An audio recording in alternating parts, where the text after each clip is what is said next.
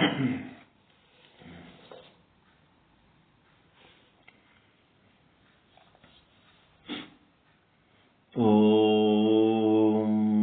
ಸದ್ಗುರು ಶ್ರೀ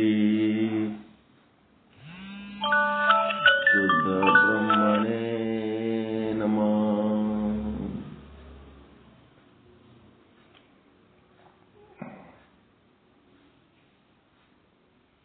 ಸಮಸ್ತ ಶುದ್ಧ ಬ್ರಹ್ಮ ಸ್ವರೂಪರೇ ತಮ್ಮೆಲ್ಲರಿಗೂ ಅನಂತ ಅನಂತ ಪ್ರಣಾಮಗಳು.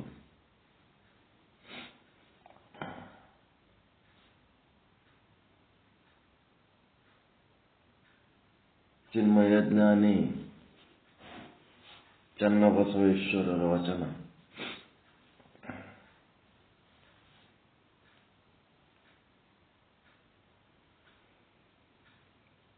ಭಕ್ತನ ಜಂಗಮ ಲಿಂಗ ಸ್ಥಳ ಅಂದ್ರೆ ಪ್ರಾಣಲಿಂಗಿ ಸ್ಥಳ. ಇಲ್ಲಿ ಅಂಗ ನಾದವನು ಲಿಂಗ ಆಗಬೇಕು ಅಂತಂದ್ರೆ ಅವನು ಲಿಂಗ ಪ್ರೇಮಿ ಆಗಬೇಕು, ಗುರು ಪ್ರೇಮಿ ಆಗಬೇಕು, ಜಂಗಮ ಪ್ರೇಮಿ ಆಗಬೇಕು. ಆ ಭಕ್ತನು ಪ್ರಾಣಲಿಂಗಿ ಅಂದ್ರೆ ತನ್ನ ಪ್ರಾಣ ಅಂತ ತಿಳ್ಕೋಬೇಕು ಗುರುಲಿಂಗ ಜಂಗಮರನ್ನು. ಆ ರೀತಿಯಾದಂತ ಸಾಧನೆ ಆಗಬೇಕು. ಅದಕ್ಕೇನಂತರ ಅನುಭಾವ ಭಕ್ತಿ. ಭಕ್ತ ಅಂಗನಲ್ಲಿ ಅನುಭಾವ ಭಕ್ತಿಯಾದ ಗುರುಲಿಂಗ ಜಂಗಮರಲ್ಲಿ ಆದಿಶಕ್ತಿ ಅದ. ಈ ಎರಡು, ಇವನು ಭಕ್ತಿ ಆ ಶಕ್ತಿ ಎರಡು ಒಂದಾಗಬೇಕು.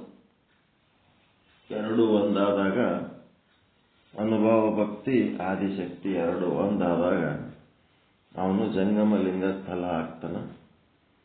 ಅದಕ್ಕಿದು ಎರಡನೇ ವಚನ. ಪರುಷದ ಪರ್ವತದಲ್ಲಿ ಕಬ್ಬುಣ ಉಂಟೆ ಅಯ್ಯ. ಪರುಷದ ಗುಣ ಏನಪ್ಪಾ ಅಂತಂದ್ರೆ ಕಬ್ಬುಣ ಟಚ್ ಆದ್ರೆ ಸಾಕು ಬಂಗಾರ ಆಗಿಬಿಡ್ತು. ಮತ್ತೆ ಅಂಥದ್ದು ಪರುಷದ ಪರ್ವತನೇ ಇತ್ತು ಅಂತಂದ್ರ ಅಲ್ಲಿ ಎಲ್ಲರ ಕಬ್ಬಣ ಇತ್ತಂದ್ರ ಅದೇದಾಗ್ಬಿಡ್ತದ. ಆ ಪರ್ವತದಾಗ ಪರುಷದ ಪರ್ವತದೊಳಗೆ ಎಲ್ಲರ ಬಂಗಾರ ಹುಡುಕ್ತೀನಿ ಅಂದ್ರೆ ಎಲ್ಲರ ಸಿಗ್ತದೇನು? ಇದು ಕಬ್ಬಣ ಹುಡುಕ್ತೀನಿ ಅಂದ್ರೆ ಎಲ್ಲರ ಸಿಗ್ತದೇನು? ಆ ಕಬ್ಬಣ ಸ್ಪರ್ಶ ಆಯ್ತು ಅಂದ್ರೆ ಬಂಗಾರ ಆಗ್ಬಿಟ್ಟಿರ್ತದ ಅಲ್ಲಿ. ಅದಕ್ಕೆ ಪರುಷದ ಪರ್ವತದಲ್ಲಿ ಕಬ್ಬುಣ ಉಂಟೆ ಅಯ್ಯ. ಎಂತ ಉಪಮೇಯಗಳು ನೋಡ್ರಿ ಇವೆಲ್ಲ. ಅಷ್ಟವಿಧಾರ್ಚನೆ ಷೋಡಶ ಉಪಚಾರ ಮಾಡುವಾತಂಗೆ ಅವಗುಣ ಉಂಟೆ ಅಯ್ಯ. ಮನುಷ್ಯ ಪ್ರಾಥಮಿಕವಾಗಿ ಸದ್ಗುಣಗಳನ್ನು ಅಳವಡಿಸ್ಕೋಬೇಕು. ಸದ್ಗುಣಗಳು ಅಳವಡಿಸ್ಕೋಬೇಕಾದ್ರೆ ಅಷ್ಟವಿಧಾರ್ಚನೆ ಷೋಡಶೋಪಚಾರ ಅಂದ್ರೆ ಏನು? ಎಲ್ಲಿಗೆ ಬಂದ್ರಿ ಈಗ ಮತ್ತವ್ರು? ಅಷ್ಟವಿಧಾರ್ಚನೆ ಷೋಡಶೋಪಚಾರ ಮಾಡೋದಂದ್ರೆ ಏನು? ಕರ್ಮ. ಕರ್ಮ ಉಪಾಸನೆ ಯಾಕೆ? ಕರ್ಮ ಇದು ಪೂಜೆ ಮಾಡೋದು. ಪೂಜೆ ಮಾಡೋದು ಬೇರೆ, ಧ್ಯಾನ ಮಾಡೋದು ಬೇರೆ. ಮತ್ತೆ ಉಪಾಸನೆ ಅಂದ್ರೆ ಧ್ಯಾನ. ಒಳಗಿಟ್ಟು ಧ್ಯಾನ ಮಾಡ್ಕೊತಿರೋದು, ಒಳಗಿಲಿಂದ ಪೂಜೆ ಮಾಡೋದು, ಒಳಗಿನ ಗುಣಗಳು. ಪ್ರಾಣಲಿಂಗ ಪೂಜೆ ಇದು ಕರ್ಮ. ಅಂದ್ರೆ ನಿರ್ಮಲ ಚಿತ್ತ ಸಾಧನೆ. ನಿಷ್ಕಾಮ ಕರ್ಮ ಮಾಡಿ ನಿರ್ಮಲ ಚಿತ್ತ ಸಾಧನೆ ಮಾಡೋದಕ್ಕೆ ದಾರಿ. ಒಳ್ಳೆ ಗುಣಗಳು ಬೇಕು ಅಂತಂದ್ರ ಇವು ಮಾಡ್ಬೇಕು. ಅಷ್ಟವಿಧಾರ್ಚನೆ ಷೋಡಶ ಉಪಚಾರ. ಅಷ್ಟವಿಧಾರ್ಚನೆಗಳು ಅಂತಂದ್ರೆ ಏನ್ ಮಾಡ್ತೀರಿ?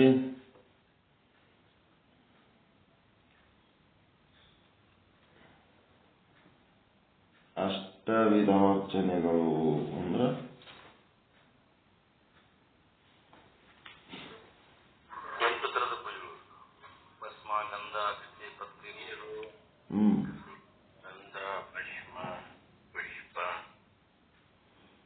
ಒಬ್ಬ ಶ್ರೇಷ್ಠ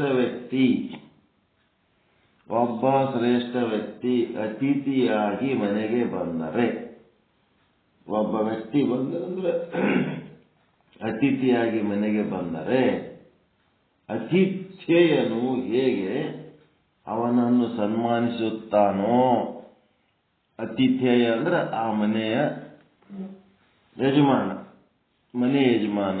ಮನೆಗೊಬ್ಬ ಅತಿಥಿ ಬಂದ, ಅತಿಥಿ ದೇವೋ ಭವ, ಅತಿಥಿ ದೇವೋ ಭವ ಅಂತ ಹೆಂಗೆ ಉಪಚಾರ ಮಾಡ್ತಾನೋ, ಒಬ್ಬ ಶ್ರೇಷ್ಠ ವ್ಯಕ್ತಿ ಅತಿಥಿಯಾಗಿ ಮನೆಗೆ ಬಂದರೆ ಅತಿಥಿಯನ್ನು ಅವನನ್ನು ಹೇಗೆ ಸನ್ಮಾನಿಸುತ್ತಾನೋ ಹಾಗೆಯೇ ಭಕ್ತನು ಏನ್ ಮಾಡಬೇಕು, ಲಿಂಗಕ್ಕೆ ಭಕ್ತಿ ಗೌರವಗಳನ್ನು ತೋರಿಸಬೇಕು.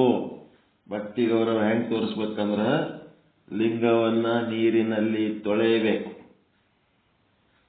ನೀರು ಒಂದನೇದ್ದು ಬರ್ಕೋರಿ, ಒಂದನೇದ್ದು ನೀರಿನಲ್ಲಿ ತೊಳಿಬೇಕು. ತೊಳೆದ ಮೇಲೆ ಏನ್ ಮಾಡಬೇಕು, ಅದಕ್ಕೆ ಗಂಧ ಮತ್ತು ಅಕ್ಷತೆ ಧರಿಸಬೇಕು. ಗಂಧಾಕ್ಷತೆಗಳು, ಕುಂಕುಮ, ಗಂಧ, ಭಸ್ಮ ಏನೇನು ಹಚ್ತಿರಲ್ಲ ಅದಕ್ಕೆ ತೊಳೆದ ಮೇಲೆ ವಿಭೂತಿ, ಕುಂಕುಮ, ಅಕ್ಷತೆ, ಗಂಧಾಕ್ಷತೆ ಅದು ಹಚ್ಚೋದು ಎರಡನೇ ಹಚ್ಚ. ಇವೆಲ್ಲ ಫಸ್ಟ್ ಕ್ಲಾಸ್ ಎಕ್ಸ್ಪರ್ಟ್ ಇದೆ ನೀವು ಮಾಡೋದಕ್ಕೆ. ನೀರಾಯ್ತು, ಗಂಧ ಆಯ್ತು, ಅಕ್ಷತೆ ಆಯ್ತು. ಆ ಗಂಧದ ಜಾಗದಾಗ ನೀವು ಭಸ್ಮ, ಕುಂಕುಮ ಏನೇನು ಹಚ್ತೀರಿ ಎಲ್ಲ ಬರ್ಕೋಬೇಕು. ಒಂದೇ ಅಕ್ಷತೆಯನ್ನು ಧರಿಸ್ಬೇಕು.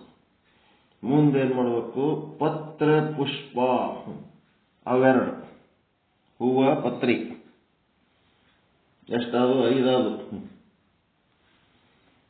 ನೀರ, ಗಂಧ, ಅಕ್ಷತೆ, ಪತ್ರೆ, ಪುಷ್ಪ 5 ಅರ್ಪಿಸಬೇಕು. ಇದಾದ್ಮೇಲೆ ಧೂಪ ಅಂತಂದ್ರೆ ಲೋಭಾನ ಹಾಕಿ ಹೊಗೆ ಎಬ್ಸೋದು. ದೀಪ ಅಂತಂದ್ರೆ ಎಣ್ಣೆ ಹಾಕಿ ದೀಪ ಹಚ್ಚಿ ಬೆಳಗ ದೀಪ.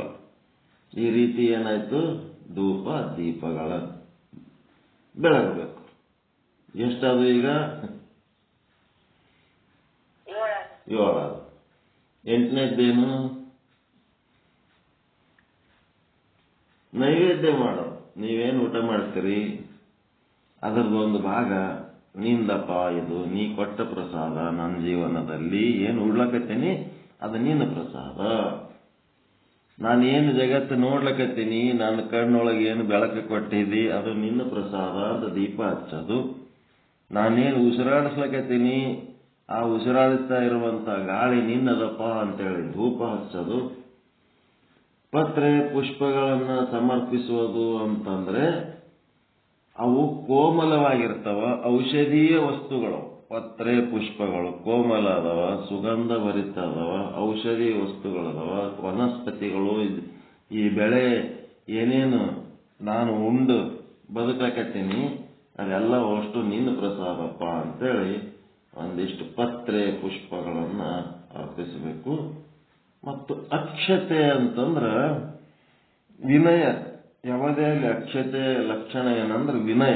ಅಕ್ಕಿ ಉಳಿದದ್ದೆಲ್ಲ ಓಸು ಹಿಂಗೆ ಸೆಟದ ನಿಂದಿರ್ತಾವ. ಅಕ್ಕಿದ ಹಂಗಿಲ್ಲ.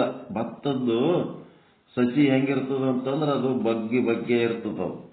ಹಿಂಗಾಗಿ ಅಕ್ಷತೆ ಎದಕ್ಕೆ ಬಳಸ್ತಾರ ಎಲ್ಲ ಕಡೆ ಅಂತಂದ್ರ ವಿನಯದ ಒಂದು ಲಕ್ಷಣ. ಗಂಧ ತಣ್ಣಗ ಶಾಂತಿ, ಆನಂದ, ನೆಮ್ಮದಿಯಲ್ಲಿರ್ತಿರಲ್ಲ ಗಂಧ. ವಿಭೂತಿಯ ಲಕ್ಷಣ ಏನಪ್ಪಾ ಅಂತಂದ್ರೆ ಶಿವನ ಚಿದ್ದ ಬೆಳಗು.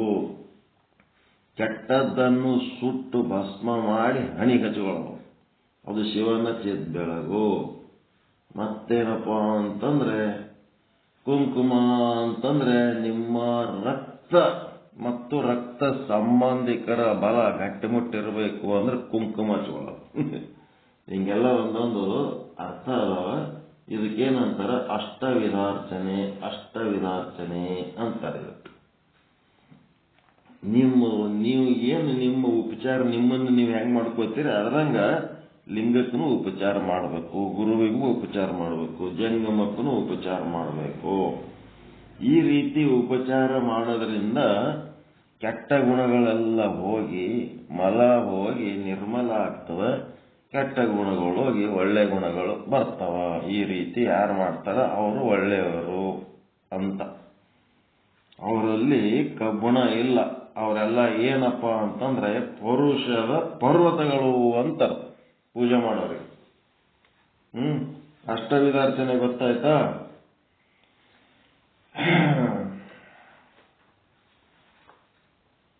ಷೋಡಶೋಪಚಾರಗಳು ಅಂತಂದ್ರ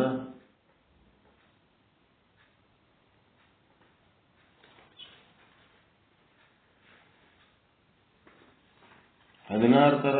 ಮತ್ತ ಈ ಜಗದ್ಗುರುಗಳು ಪೂಜೆ ಮಾಡ್ಕೊಳ್ಳೋದು ಅದು ಮಾಡ್ತಿರ್ತಾರ ನೋಡ್ರಿ, ಅವೆಲ್ಲ ಷೋಡಶೋಪಚಾರ. ನೀವು ಬರ್ಕೋತೀರ ಷೋಡಶೋಪಚಾರಗಳು. ಅರ್ಘ್ಯ, ಒಂದನೇದು ಅರ್ಘ್ಯ, ಎರಡನೇದು ಪಾದ್ಯ, ಮೂರನೇದು ಆಚಮನ. 16 ಅರ್ಘ್ಯ, ಪಾದ್ಯ, ಆಚಮನ. ಮುಂದೆ ಪತ್ರ ಪುಷ್ಪ, ಆಮೇಲೆ ಗಂಧ, ಅಕ್ಷತೆ, ರುದ್ರಾಕ್ಷಿ, ಛತ್ರ, ಚಾಮರ, ವ್ಯಜನ, ಗೀತ ಹಾಡದು, ವಾದ್ಯ ಬಾರ್ಸದು, ನರ್ತನ ಕುಣಿಯೋದು. ಷೋಡಶೋಪಚಾರ ಮಾಡ್ಬೇಕಂದ್ರೆ ನಿಮಗೆ ಒಂದಿಟ್ಟು ಕುಣಿದು ಸಂತೋಷ ಪಡಂತ ಗುಣ ಇರಬೇಕು. ಅಷ್ಟು ಖುಷಿ ಆಗ್ಬೇಕು ನಿಮ್ಗೆ. ಲಿಂಗ ಪೂಜೆ ಮಾಡ್ಕೊಂಡ್ರ ಎದ್ದು ಕುಣಿಯಂಗಾಗಬೇಕು ಅಂಥದ್ದು. ನರ್ತನ, ಪ್ರದಕ್ಷಿಣೆ, ನಮಸ್ಕಾರ ಮತ್ತು ಸ್ತೋತ್ರ.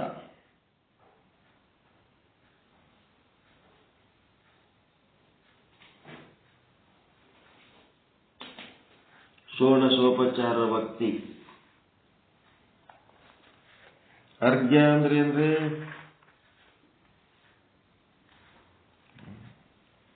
ಇದೇನು ಒಂಥರ ಬೇರೆನ ನಡೀತಲ್ಲ ಇವತ್ತು.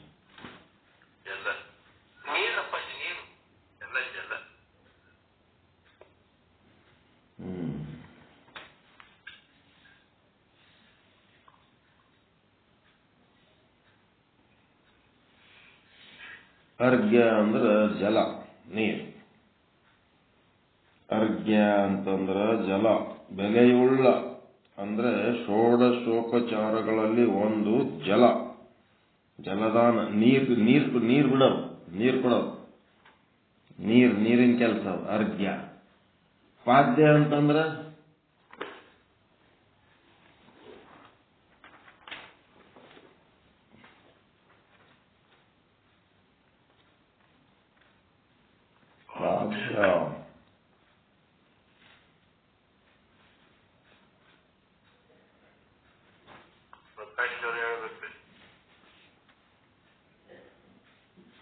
ಪಾದ್ಯ ಅಂತಂದ್ರೆ ಕಾಲು ತೊಳ್ಕೊಳ್ಳೋದು, ಕಾಲು ತೊಳೆಯುವುದು, ಕಾಲಿಗೆ ಸಂಬಂಧಪಟ್ಟಂಥವು. ಅರ್ಘ್ಯ ಪಾದ್ಯ, ಪಾದ ತೊಳೆಯೋದು. ಅರ್ಘ್ಯ ಪಾದ್ಯ ಅಂದ್ರೆ ಪಾದ ತೊಳೆಯೋದು. ಪಾದ್ಯ ಅಂದ್ರೆ ಆಚಮನ ಅಂತಂದ್ರ ಕೈಯಾಗ ಹಾಕೊಂಡು ಕುಡಿತಾರ ನೋಡ್ರಿ ಅವರು, ಆಚಮನ. ನೋಡಂತಾರ್ರಿ.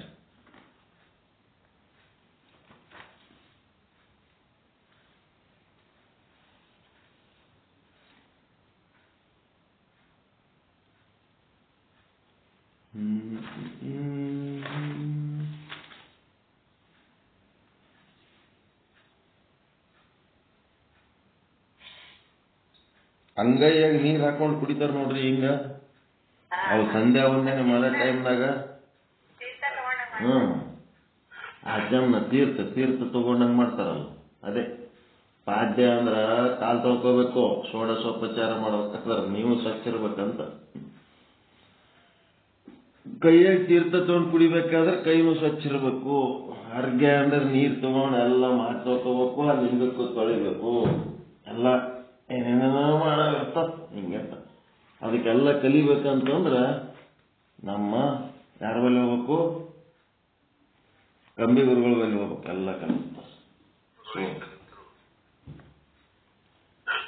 ಮುಂದಿನ ಏನ್ ತಿಳಿತಾವಲ್ಲ, ಮುಂದಿನ ಎಲ್ಲ ತಿಳಿಯಂತಾವಲ್ಲ. ತಿಳಿಲಾರ್ದು ಏನಾರ ಇದ್ರೆ ಹೇಳ್ರಿ, ಹೇಳ್ತೇನೆ. ಮುಂದಿನ 16 ಪೈಕಿ ಇನ್ನ ಏನ್ ತಿಳಿದಿಲ್ಲ, ಉಳಿದು ಎಲ್ಲ ಗೊತ್ತದ. ಗೊತ್ತಿಲ್ಲ ಅಂತಂದ್ರೆ ಕೇಳ್ರಿ, ಹೇಳ್ತೇನೆ. 16 ಹೇಳ್ಕೊತ್ ಕೂತ್ರೆ ಅದೇ ಆಗ್ತದೆ. ಈಗ ಷೋಡಶೋಪಚಾರ ಛತ್ರಿ, ಚಾಮರ. ಛತ್ರಿ ಅಂದ್ರ ಛತ್ರಿ ಇದ್ದಂಗೆ ಇರ್ತದ ಅದು. ಚಾಮರ ಅಂತಂದ್ರ ಅದು ಕೂದಲ್ ಇರ್ತದ ನೋಡ್ರಿ, ಹಿಂಗ ಬೀಸ್ತಿರ್ತಾರ. ಚಾಮರದಿಂದ ಬೀಸಣಿಕೆ, ಗಾಳಿ ಬೀಸ್ತಾವ.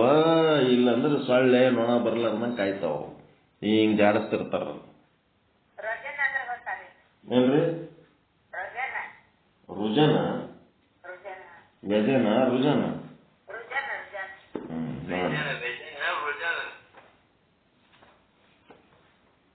ಏನ್ ಬರ್ಕೊಂಡ್ರಿ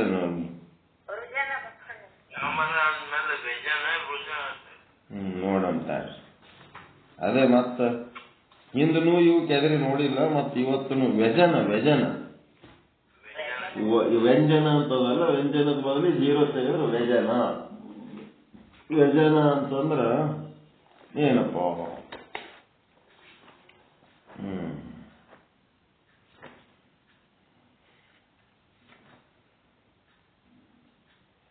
ಇವೇನ್ ಹಿಂದೂ ನಾವು ವಿಚಾರ ಮಾಡ್ಲಕ್ ಹೋಗಿಲ್ಲ, ಇನ್ನು ಮುಂದೂ ಎಂದೂ ಇವುದ್ರ ಬಗ್ಗೆ ವಿಚಾರ ಮಾಡ್ಲಕ್ ಹೋಗಂಗಿಲ್ಲ. ಅದಕ್ಕೆ ಹೀಗೆ ಒಂದ್ ಸ್ವಲ್ಪ ವಿಚಾರ ಮಾಡಬೇಡ ಅಷ್ಟೇ. ವ್ಯಜನ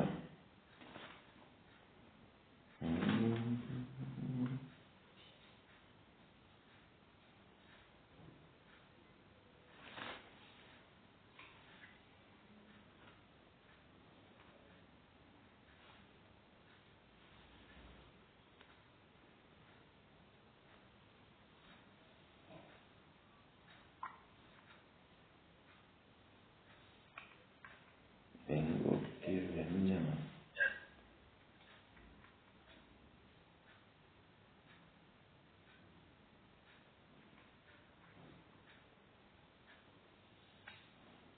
ವ್ಯಜನ ಅಂದ್ರೆ ಬೀಸಣಿಕೆ. ವ್ಯಜನ ಅಂದ್ರ ಬೀಸಣಿಕೆ.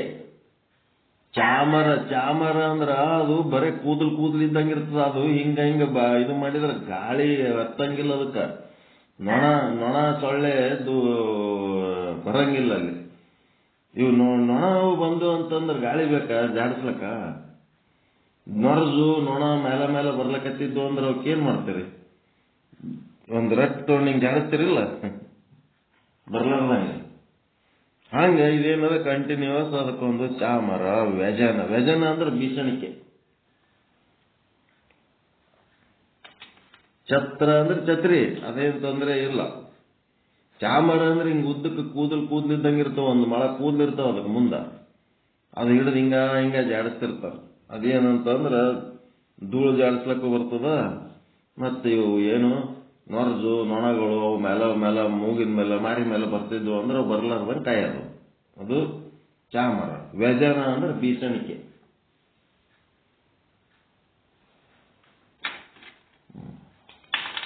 ಮತ್ತೇನು?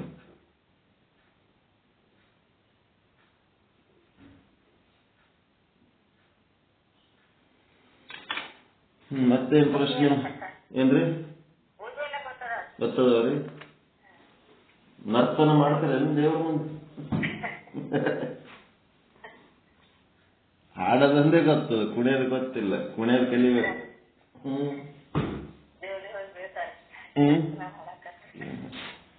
ಮತ್ ಶಿವಾನಂದವರು ಏನಾಯ್ತಪ್ಪ ಇವರಿಗೆ ಗಾಬರಿ ಅದಿರ? ಸಾಕು ಬಿಡಪ್ಪ ನಿನ್ ಸತ್ಸಂಗ, ಶುದ್ಧ ಬ್ರಹ್ಮ ಪೀಠ.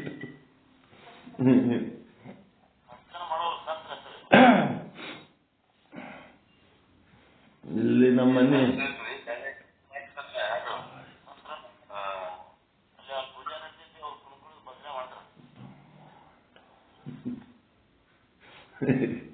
ಮಠದಾಗ ಸ್ವಾಮಿ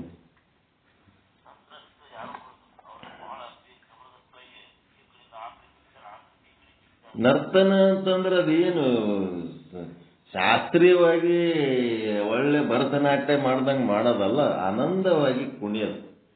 ನಮ್ಮೊಳಗೆ ಆನಂದ. ಚರ್ಚ್ನಾಗ ಅದು ಕುಣಿಸ್ತಾರೆ ನೋಡ್ತಿ, ಕಲಿಸ್ತಾರೆ ಚರ್ಚ್ನಾಗ ಅದು ಕುಣಿಯೋದು. ಚರ್ಚಿಗೆ ಹೋದ್ರೆ ನಾವು ಕುಣಿತೀವಿ ಅಲ್ಲ ಅವ್ರ ಸಂಘಟನೆ.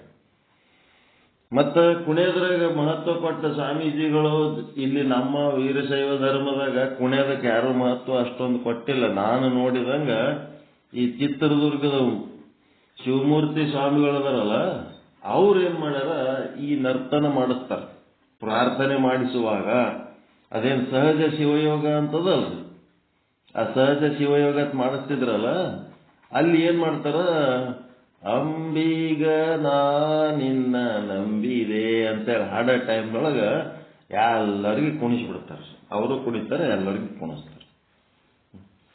ಇದೆಲ್ಲ ನರ್ತನ. ಪರಮಾತ್ಮನಿಗೆ ನಮ್ಮ ನರ್ತನದ ಸೇವೆ ಅಂತಂದ್ರೆ, ನರ್ತನದಿಂದ ಆರೋಗ್ಯ ಬಹಳ ಚಂದ ಇರ್ತದೆ, ಹೆಲ್ತ್ ಚಂದ ಇರ್ತದೆ.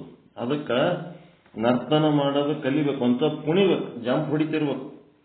ವಾಕಿಂಗ್ ಮಾಡೋದ್ರಕ್ಕಿಂತ ಒಂದು ಕಡೆ ನಿಂತು ಡ್ಯಾನ್ಸ್ ಮಾಡಿದ್ರೆ ಬಹಳ ಹೆಲ್ತಿಗೆ ಚಲೋ.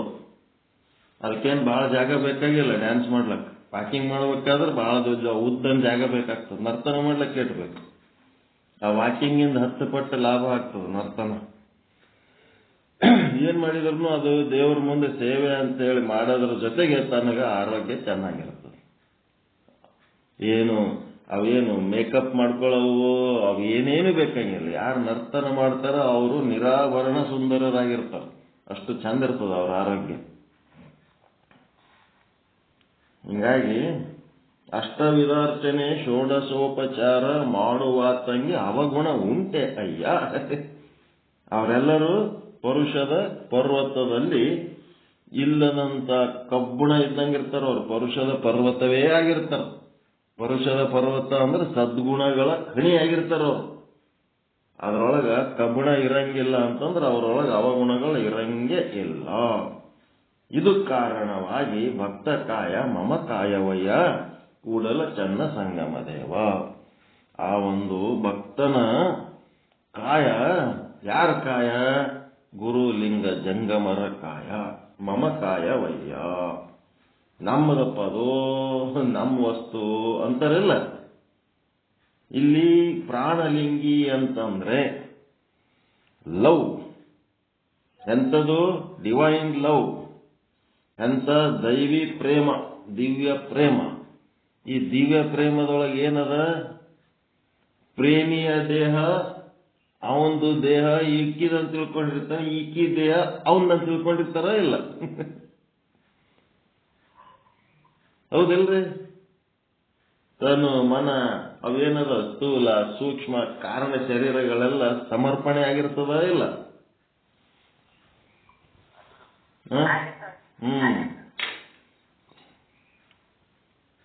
ಅದು LOVE. ಓ ಅಂದ್ರ ಆಫರ್, ವಿ ಅಂದ್ರ ವರ್ಚುವಲಿ, ಇ ಅಂದ್ರ ಎವ್ರಿಥಿಂಗ್, ಎಲ್ ಅಂದ್ರ ಒಂದೇನೋ ಅಕ್ಷರದ. ಇದರ ಅರ್ಥ ಸರ್ವವನ್ನ ಸಮರ್ಪಣೆ ಮಾಡಿದ್ದದು ಲವ್ ಅಂತಂದ್ರೆ. ಸುಮ್ಮನೆ ಇವೇನು ಗಾಡಿ ಮೇಲೆ ತಿರುಗ್ತಾವ, ಲವ್ ಮಾಡ್ತೀವಿ ನಾವು ಲವ್ ಮಾಡ್ತೀವಿ ಅಂತ ಹೇಳಕ್ಕೆ. ಲವ್ ಇದು ಅರ್ಥನೇ ಗೊತ್ತಿಲ್ಲ ಅವ್ರಿಗೆ. ವರ್ಚುವಲಿ ಅಂದ್ರ ಟೋಟಲಿ ಎವ್ರಿಥಿಂಗ್, ಆಫರ್ ಅಂದ್ರೆ ಸಮರ್ಪಣೆ. ಅದು ಎಲ್ಲಂತಂದ್ರೆ ಒಂದು ಅರ್ಥ ಅದ. ಹೀಗಾಗಿ 4 ಅರ್ಥ ಅದಾವ. 4 ಅಕ್ಷರಗಳಿಗೆ 4 ಅರ್ಥ ಅದಾವ. ಆ 4 ಅರ್ಥಗಳಲ್ಲಿ ಅದೇನಾಗ್ತದೆ? ಸರ್ವವು ಸಮರ್ಪಣೆ. ಮಮ ಕಾಯವಯ್ಯ ಏನಂದ್ರೆ ಈ ರೀತಿ ಸದ್ಗುಣಿಯಾಗಿ ಷೋಡಶೋಪಚಾರ ಅಷ್ಟವಿಧಾರ್ಚನೆ ಮಾಡುವವ ಅವನ ಬೇರೆ ಅಲ್ಲ, ಅವ ನನ್ನ ದೇಹನೇ ಅದನ್ನ ಅಲ್ಲಿ ಕೆಲಸ ಮಾಡ್ಲಕತ್ತವ, ನನ್ನ ದೇಹನೇ ಅಲ್ಲಿ ಕೆಲಸ ಮಾಡ್ಲಕತ್ತದ ಅಂತೇಳಿ ಗುರುಗಳು ಹೇಳಕತ್ತಾರ. ಅವ ಬೇರೆ ಯಾರು ಅಲ್ಲ, ಅವ ನನ್ನವನೇ, ನಾನೇ ಅವನು, ಅವನೇ ನಾನು ಅಂತ ಏಕೋಭಾವ ಇಲ್ಲಿ ಪ್ರಾಣಲಿಂಗಿ ಸ್ಥಳದೊಳಗೆ.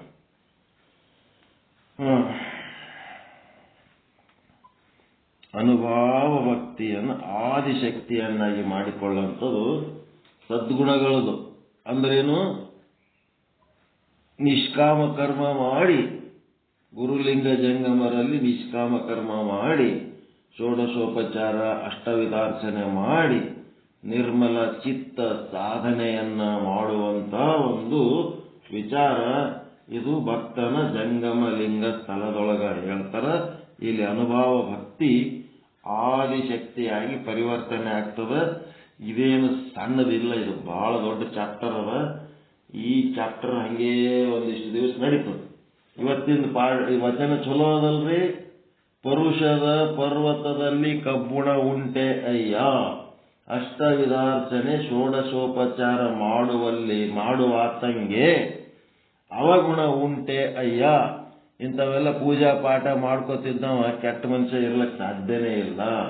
ಇದು ಕಾರಣವಾಗಿ ಭಕ್ತ ಕಾಯ ಮಮ ಕಾಯವಯ್ಯ ಕೂಡಲ ಚನ್ನ ಸಂಗಮ ದೇವ ಅಂತ.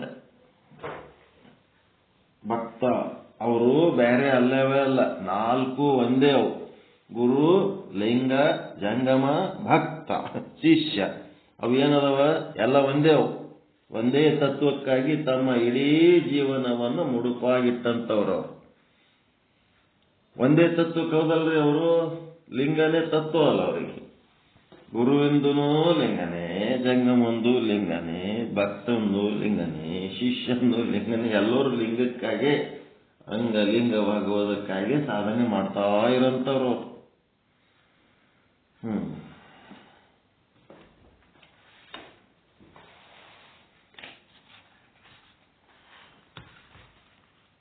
ಶ್ರೀ ವಿಚಾರ ಸಾಗರ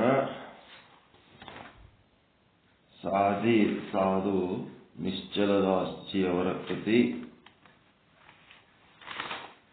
ಏನೇನು ಹೇಳ್ತಾರ? 5ನೇ ತರಂಗ,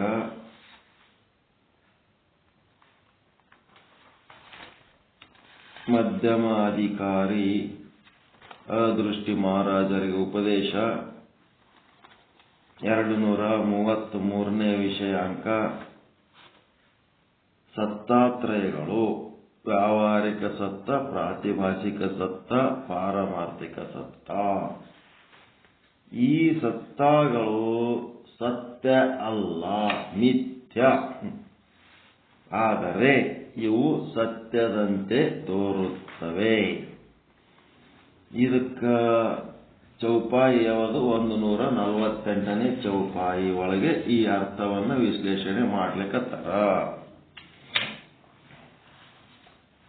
ಅದಕ್ಕೆ ಕೋಟಿ ಕೋಟಿ ಶಾಸ್ತ್ರಗಳ ಅರ್ಥವನ್ನ ಶಂಕರಾಚಾರ್ಯರು, ಆದಿ ಜಗದ್ಗುರು ಶ್ರೀ ಶಂಕರರು ಅರ್ಧ ಶ್ಲೋಕದಲ್ಲಿ ಅದನ್ನ ಬಟ್ಟಿ ಇಳಿಸಿ ಅರ್ಧ ಶ್ಲೋಕದ ಮೂಲಕ ಕೋಟಿ ಕೋಟಿ ಶಾಸ್ತ್ರಗಳ ಅರ್ಥವನ್ನು ಅರ್ಧ ಶ್ಲೋಕದ ಮೂಲಕ ವ್ಯಕ್ತಪಡಿಸ್ಯಾರ, ಉದ್ಗಾರ ಮಾಡ್ಯಾರ. ಏನಂತ? ಜೀವೋ ಬ್ರಹ್ಮ ಇವನಾಪರಹ. ಇಲ್ಲೇನು ಜೀವ ಅದನ, ಅವನೇ ಬ್ರಹ್ಮ ಅದನ, ಅವನೇ ಆತ್ಮ ಅದನ, ಅವನೇ ಪರಮಾತ್ಮ ಅದನ, ಅವನೇ ಅರಿಯುವ ವಸ್ತು ಅದನ, ಉಳಿದುದೆಲ್ಲ ಅರಿಸಿಕೊಳ್ಳುವ ವಸ್ತು ಆದ. ಜೀವೋ ಬ್ರಹ್ಮ ಇವನಾಪರಹ ಅಂತ. ಮತ್ತೇನು ಹೇಳನ? 2ನೇ ಸಾಲು. ಒಂದು ಶ್ಲೋಕದಾಗ 4 ಸಾಲು ಇರ್ತಾವ. 4 ಸಾಲಿನೊಳಗ ಅರ್ಧ ಶ್ಲೋಕ ಅಂದ್ರೆ 2 ಸಾಲು. 2 ಸಾಲಿನೊಳಗ ಒಂದು ಸಾಲು ಏನು ಉದ್ಗಾರ? ಜೀವೋ ಬ್ರಹ್ಮ ಇವನಾಪರಹ. ಜೀವನೇ ಬ್ರಹ್ಮ ಅದನ, ಎಲ್ಲವನ್ನು ತಿಳ್ಕೊಳ್ಳವನು. ಶುದ್ರ ಸತ್ಯನೂ ಅವನೇ ತಿಳ್ಕೊತಾನ, ಪ್ರಾತಿಭಾಷಿಕ ಸತ್ಯನೂ ಅವನೇ ತಿಳ್ಕೊತಾನ, ವ್ಯಾವಹಾರಿಕ ಸತ್ಯನೂ ಅವನೇ ತಿಳ್ಕೊತಾನ, ಪಾರಮಾರ್ಥಿಕ ಸತ್ಯನೂ ಅವನೇ ತಿಳ್ಕೊತಾನ, ತನ್ನನ್ನು ತಾನು ಏನದೀನಿ ಅಂತೇಳಿ ಅವನೇ ತಿಳ್ಕೊತಾನ. ಚಿದ್ರೂಪ ಬ್ರಹ್ಮನಾಗಿ ತನ್ನನ್ನು ತಾನು ಅರಿತಾನ, ಎಲ್ಲವನ್ನ ಅರಿತಾನ. ಅಂತ ಒಂದು ಜೀವ ಇವ ಬ್ರಹ್ಮ ಸ್ವರೂಪನೇ ಅದನ. ಇದು ಒಂದು ಸಾಲಾಯ್ತು. ಇನ್ನು ಎರಡನೇ ಸಾಲು ಬ್ರಹ್ಮ ಸತ್ಯಂ ಜಗನ್ಮಿಥ್ಯ, ಇದು ಒಂದು ಸಾಲು. ಇವೆರಡೇ ಸಾಲು, ಉಳಿದದ್ದು ಏನೇನು ಬೇಕಾಗಿಲ್ಲ. ಇವೆರಡು ಸಾಲು ತಿಳ್ಕೊಂಡ್ಬಿಟ್ರೆ ಸಾಕು. ಅದಕ್ಕೆ ಬ್ರಹ್ಮ ಸತ್ಯಂ ಅಂತಂದ್ರೆ ಬ್ರಹ್ಮ ಸತ್ಯ ಅನ್ನೋದು ಒಂದು ತಿಳ್ಕೋಬೇಕು ಅಷ್ಟೇ ಹೊರತು ಆ ವಸ್ತುವಿಗೆ ನೀವು ಬ್ರಹ್ಮ ಅಂತ ನಿಮ್ಮ ಬುದ್ಧಿಲಿಂದ ಹೆಸರು ಇಟ್ರಿ ಅದೇನಾಯ್ತು 100% ಹೋಗಿ 75% ಆಗ್ತವು. ಯಾಕಂದ್ರೆ ನಿಮ್ಮಿಂದ ಅರಿಸಿಕೊಳ್ಳುವ ವಸ್ತು ಆಯ್ತು. ನಿಮ್ಮ ಅರಿವಿಗೆ ಮೀರಿದಂತ ಒಂದು ಮೀಸಲು ಇರುವಂತ ಒಂದು ಸ್ಥಾನಮಾನ ಅದಕ್ಕೆ ಕೊಡಬೇಕು.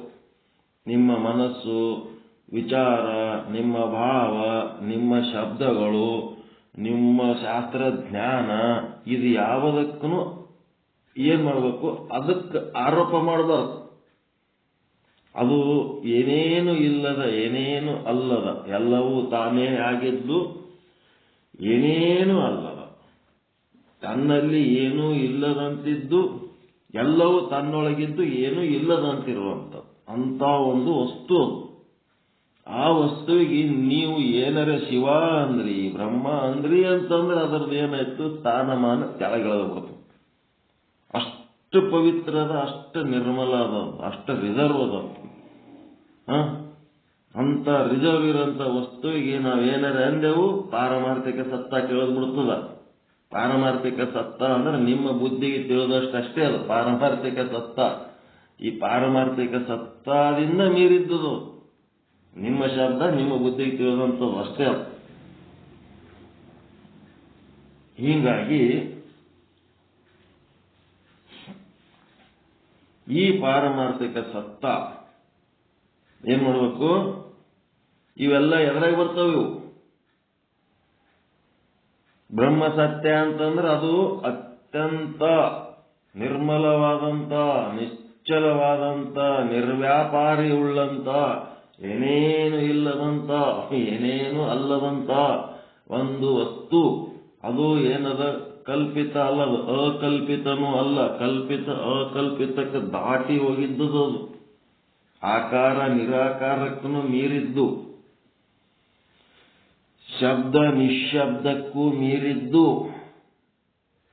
ಎಲ್ಲವನ್ನ ಮೀರಿ ದ್ವಂದ್ವಾತೀತವಾದಂತಹ ಸ್ಥಿತಿಯೊಳಗಿರಂತಹ ಒಂದು ವಸ್ತು ಅದದು. ಆ ವಸ್ತುಕ್ಕ ಏನಂತಾರ, ಅದು ಒಂದು ವಸ್ತು ಏನದ, ಅದು ಒಂದು ಎಲ್ಲಕ್ಕಿಂತ ದೊಡ್ಡದು ಏನದಲ್ಲ, ಅದೇನದ ಎಲ್ಲಕ್ಕಿಂತ ದೊಡ್ಡದು. ದೊಡ್ಡದು ಅಂದ್ರೆ ಶ್ರೇಷ್ಠ ಅದ, ಶ್ರೇಷ್ಠ ಅದ. ಅಂತ ಒಂದು ವಸ್ತುವನ್ನ ಸತ್ಯ ಅಂತ ಇಟ್ಕೊಂಡ ಮೇಲೆ ಉಳಿದು ಏನೇನದವು ಇವೆಲ್ಲ ಜಗನ್ಮಿಥ್ಯ. ಅಂದ್ರೆ ಯಾವ್ಯಾವ ಜಗನ್ಮಿಥ್ಯ, ಜಗತ್ತಿನಾಗ ಯಾವ್ಯಾವ ಬರ್ತಾವ? ಶುದ್ರ ಸತ್ಯ,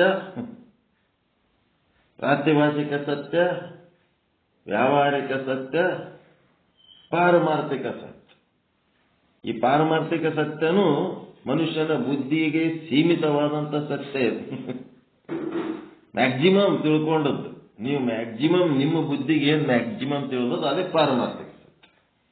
ನಿಮ್ಮ ಬುದ್ಧಿಗೆ ತಿಳಿದಟ್ಟೆ ಅದನೇನೋ ಅಗಮ್ಯ ಅಂತಂದ್ರೆ ಆ ನಿಮ್ಮ ತಿಳುವಳಿಕೆ ಏನ್ ತಿಳಿದದ ಅದಕ್ಕಿಂತ ಹತ್ತದ ನಾವು, ಇನ್ನ ಮ್ಯಾಲ ನಾವು. ಹೌದಾ ಇಲ್ಲ? ನಿರಾಕಾರ ಅಂತ ಆಟಕ್ಕೆ ನಿರಾಕಾರ ಅದನೇನೋ, ನಿರಾಕಾರ ದಾಟಿಲ್ಲ. ನಿರಾಕಾರ ಅಂದ್ರೆ ನಿಮ್ ಬುದ್ಧಿಗೆ ತಿಳಿದದ ನಿರಾಕಾರ ಅಂತಂದ್ಮೇಲೆ ಅವ ಪರಮಾತ್ಮ ನಿರಾಕಾರ ಅದನಂತಂದ್ರೆ ಏನಾಗ್ಬಿಡ್ತು, ಈಗ ಪರಮಾತ್ಮ ನಿರಾಕಾರ ಅದನ ಅಂತೀರಿ. ನಿರಾಕಾರ ಅದನಂತಂದ್ರ ಆ ನಿರಾಕಾರನನ್ನ ನೀವು ಅರಿತೀರ ಇಲ್ಲ? ನಿರಾಕಾರಗೆ ನೀವು ಅರಿತೀರ ಇಲ್ಲ? ನಿಮ್ಗೆ ಅರಿವಿಗೆ ಬಂತ ಇಲ್ಲ? ಅದು ಹೆಂಗ? ಪರಮಾತ್ಮ ನಿಶ್ಶಬ್ದ ಅದನ ಅಂತ ತಿಳ್ಕೊಂಡಿರಿ. ನಿಶ್ಶಬ್ದ ಅಂತೇಳಿ ಪರಮಾತ್ಮನ ಸ್ವರೂಪ ನಿಮ್ಮ ಅರಿವಿಗೆ ಬಂತ ಇಲ್ಲ? ಈಗ ನಿರಾಕಾರ ನಿಶ್ಶಬ್ದ ಅನ್ನೋದು ನಿಮ್ಮ ಅರಿವಿಗೆ ಬಂದದ್ದು ಏನಾಯ್ತು, ಅದು ಅರಿಸಿಕೊಳ್ಳುವ ವಸ್ತು ಆಗಿ ಕೂತುತ್ತೆ. ಈಗ ಅದನ್ನು ಅರಿಯುವವರು ನೀವಾದ್ರಿ. ಅರಿಯುವವರು ನೀವು ಆತ್ಮ, ಅರಿಸಿಕೊಳ್ಳುವುದು ಅನಾತ್ಮ. ಈಗೇನಾಯ್ತು, ನಿರಾಕಾರ ನಿಶ್ಶಬ್ದ ಅನ್ನೋದನ್ನು ನಿಮ್ಮ ಒಂದು ನೀವು ಅರಿಯುವ ವಸ್ತು ಆಗಿದ್ದಕ್ಕೆ ಅದು ಅನಾತ್ಮ ಆಗಿ ಕೂತತ್ತು. ಪಾರಮಾರ್ಥಿಕ ಸತ್ಯ ಅಂದ್ರೆ ನಿಮ್ಮ ಅರಿವಿಗೆ ಬಂದಷ್ಟೇ, ಅದಕ್ಕೂ ದಾಟಿದ್ದದು, ಅದಕ್ಕೂ ದಾಟಿದ್ದೇವದು ಅರಿಯುವ ವಸ್ತು.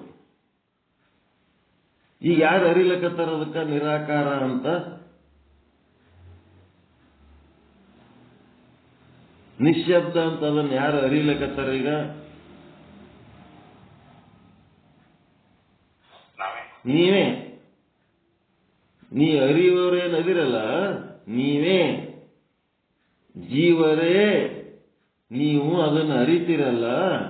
ಅದಕ್ಕೆ ಜೀವೋ ಬ್ರಹ್ಮ ಇವ ನಾಪರಹ. ಅದನ್ನು ಅರಿಯುವವರೇ ನೀವು ದೊಡ್ಡವರಪ್ಪ.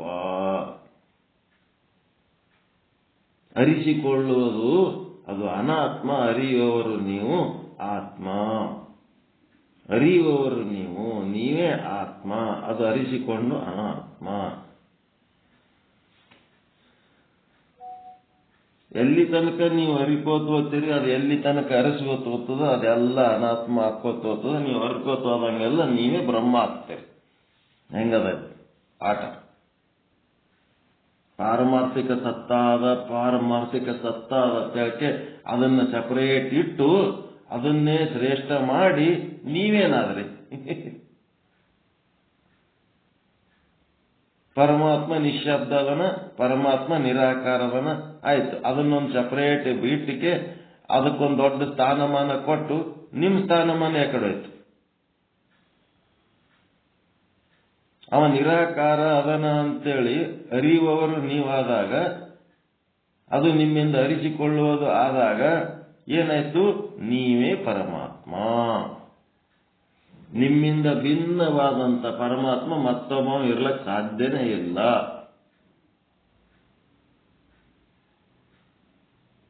ಹೆಂಗದಿಲ್ಲ? ಆತ್ಮವಿಶ್ವಾಸ, ಆತ್ಮಗೌರವ ಇದೇನು ನಿಮಗ ಹುರಿದುಂಬಿಸುವುದಕ್ಕೆ ಹೇಳುವ ಮಾತಲ್ಲ. ಸತ್ಯ ಅದ ಇಲ್ಲ, ಸೂತ್ರ ಅಂತೂ ಕಣ್ಣೆದರೆ ಅದ. ಅರಿಯುವ ವಸ್ತು ಆತ್ಮ, ಅರಿಸಿಕೊಳ್ಳುವ ವಸ್ತು ಅನಾತ್ಮ.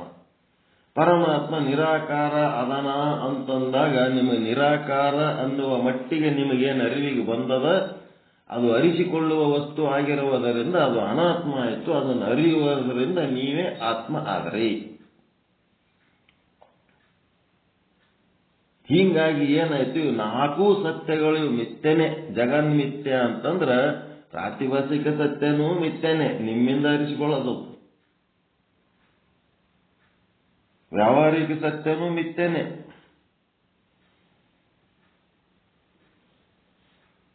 ಪಾರಮಾರ್ಥಿಕ ಸತ್ಯನೂ ಮಿಥ್ಯನೆ. ಶುದ್ರ ಸತ್ಯನೂ ಮಿಥ್ಯನೆ. ಯಾಕಂದ್ರೆ ಇವೆಲ್ಲ ನಿಮ್ಮಿಂದ ಅರಿಸಿಕೊತಾವ. ನೀವು ಅರಿಯುವವರು, ನೀವು ದೊಡ್ಡವರು, ನೀವು ಗ್ರೇಟ್. ಹೆಂಗದ?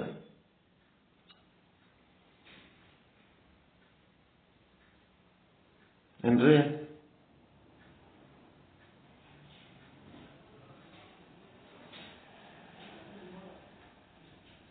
ನೀವೇ ಅರಿಯುವವರು. ಶುದ್ರ ಸತ್ಯನು ಅರಿಯುವವರು ನೀವೇ, ಪ್ರಾತಿಭಾಸಿಕ ಸತ್ಯ ಅರಿಯುವವರು ನೀವೇ, ವ್ಯಾವಹಾರಿಕ ಸತ್ಯ ಅರಿಯುವವರು ನೀವೇ, ಪಾರಮಾರ್ಥಿಕ ಸತ್ಯವನ್ನು ಅರಿಯುವವರು ನೀವೇ. ಯಾವಾಗ ಇವೆಲ್ಲ ನಿಮ್ಮ ಅರಿವಿಗೆ ಬರ್ತಾವಂತಂದ್ರ ಅವೆಲ್ಲ ಜಗನ್ಮಿಥ್ಯ. ಅರಿಯುವ ನೀವೇ ಬ್ರಹ್ಮ ಸತ್ಯ. ಹೀಗಾಗಿ ಅಹಂ ಬ್ರಹ್ಮ ಅಸ್ಮಿ.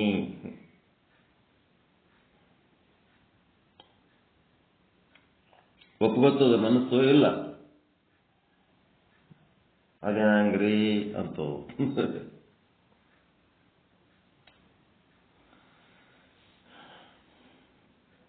ಹೆಂಗ್ ಸರಿ ಅನಿಸ್ಲಕತ್ತದ? ಇಲ್ಲ, ಏನ್ ಡೌಟ್ ಅದ? ಇನ್ನ ನಿಮ್ಮನ್ನ ಹೊರತಾಗಿ ಇದನ್ನ ಅರಿಯುವುದು ಮತ್ತೊಂದು ಎಲ್ಲರೇ ಆದೇನು? ಇದನ್ನೆಲ್ಲವನ್ನ ಅರಿಯುವಂತಹದ್ದು ನಿಮ್ಮಿಂದ ಹೊರತಾಗಿ ಮತ್ತೊಂದೆಲ್ಲರೆ ಆದೇನು? ಆತ್ಮದ ಮೂಲಕನೇ ಅರಿಬೇಕದು. ಉಳಿದದ್ದೇನು ಅರಿವಿಗೆ ಬರ್ತದೋ ಅವೆಲ್ಲ ಅನಾತ್ಮ. ಮತ್ತೊಂದೆಲ್ಲಿ ಬರ್ತದೆ, ಇರೋದೇ ನೀವೇ ಎಲ್ಲ ಕಡೆ. ಹೆಂಗದ ನೋಡ್ರಿ.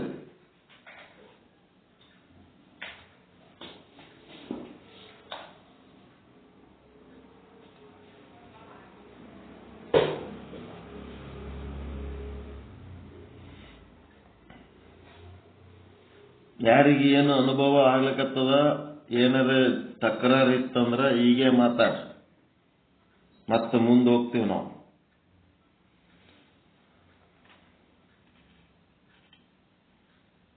ರಾತ್ರಿ ಮಲ್ಕೊಂಡಾಗ ನಿದ್ರಾವಸ್ಥೆ ಒಳಗೆ ಇರ್ತಿರಲ್ಲ, ನಿದ್ರಾವಸ್ಥೆ ಒಳಗ ನಿಮಗ ಒಂದು ನಿದ್ರೆ ಒಳಗೊಂದು ಜಗತ್ತು ಅನುಭವಿಸ್ತಿರಲ್ಲ, ಆ ಅನುಭವಿಸ್ತಿರಲ್ಲ ಕನಸು. ಆ ಅನುಭವಿಸುವಾಗ ಆ ಒಂದು ಅವಸ್ಥೆ ಒಳಗೆ, ಕನಸಿನ ಅವಸ್ಥೆ ಒಳಗೆ ಇದ್ದವರಿಗೆ ಏನೇನು ನಿಮಗೆ ಅನುಭವಕ್ಕೆ ಬರ್ತಾವ ಅವೆಲ್ಲ ಸತ್ಯ ಅದಾವೇನು?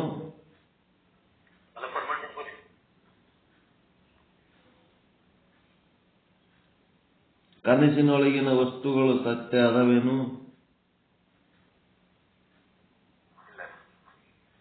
ಇಲ್ಲ. ಆದ್ರೆ ಮತ್ತೆ ಸತ್ಯ ಇಲ್ಲ ಅಂದ್ರೂ ಅದನ್ನು ಅನುಭವಿಸ್ತೀರಾ ಇಲ್ಲ? ಕನಸಿನೊಳಗೆ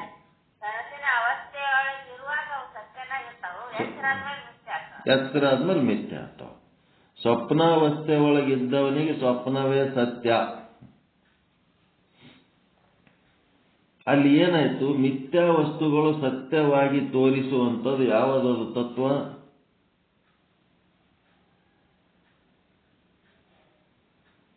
ಮಿಥ್ಯ ವಸ್ತುಗಳನ್ನ ಸತ್ಯ ಮಾಡಿ ತೋರಿಸುವಂಥದ್ದು ಒಂದು ತತ್ವ ಆದ ಇಲ್ಲ? ಅಜ್ಞಾನ ಎಲ್ಲಿ ಬರ್ತದೆ? ಸ್ವಪ್ನನೇ. ಸ್ವಪ್ನದ ಸಾಮರ್ಥ್ಯ ಏನದಪ್ಪ ಅಂದ್ರೆ ಮಿಥ್ಯವಾದದ್ದನ್ನು ಸತ್ಯ ಮಾಡಿ ತೋರಿಸ್ತದೆ. ಸ್ವಪ್ನದ ಸಾಮರ್ಥ್ಯ ಬಹಳ ದೊಡ್ಡದು. ಜಾಗೃತದ ಸಾಮರ್ಥ್ಯದಕ್ಕಿಂತ ಸ್ವಪ್ನದ ಸಾಮರ್ಥ್ಯ ಬಹಳ ದೊಡ್ಡದು.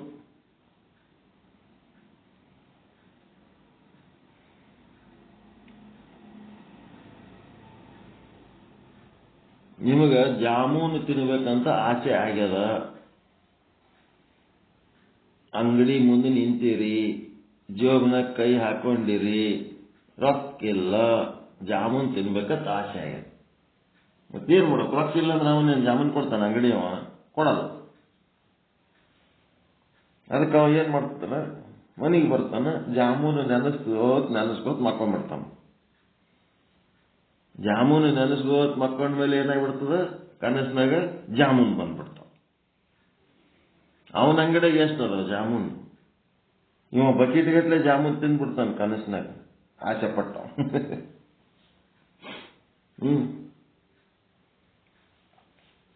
ಜಾಗೃತಾವಸ್ಥೆ ಒಳಗ ನಿಮಗ ಏನಾರ ಮಾಡಬೇಕು ಅಂದ್ರೆ ಅವಕ್ಕೆಲ್ಲ ಲಿಮಿಟೆಡ್ ಅದಾವ. ಕೊಟ್ಟು ತಗೋಬೇಕಾಗ್ತದ. ವ್ಯವಹಾರಿಕ ಜಗತ್ತದ, ಒಂದು ಕೊಟ್ಟರೆ ಒಂದು ತಗೋಬೇಕು. ಅಲ್ಲೇನು ನಿಮಗೆ ಪುಕ್ಷಟೆ ಏನು ಸಿಗಲ್ಲ ಜಾಗೃತಾವಸ್ಥೆ ಒಳಗೆ. ಸ್ವಪ್ನಾವಸ್ಥೆ ಒಳಗ ಎಲ್ಲ ಪುಕ್ಷಟೆ ಭಾಗ್ಯ. ಕಾಂಗ್ರೆಸ್ ಗೌರ್ಮೆಂಟ್ ಎಲ್ಲ ಪುಕ್ಷಟೆ.